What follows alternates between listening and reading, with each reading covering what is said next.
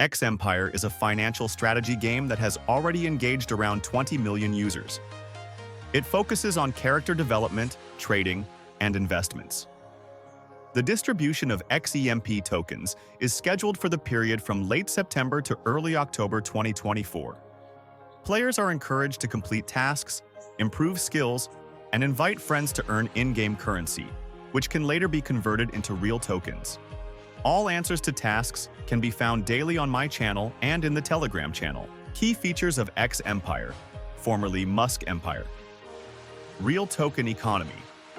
Players can earn in-game currency that will be converted into XMP tokens. Diverse game mechanics. Future updates will introduce new elements to the gameplay, increasing its variety. Community engagement. The founder of X Empire has established a channel for direct communication with players, fostering close interaction. When will the X Empire token be listed and the airdrop launch? The listing of the XEMP token is tentatively scheduled for late September to early October 2024, launching on the Open Network TON platform. The exact date of the airdrop will depend on approvals from exchanges and the successful completion of technical integrations.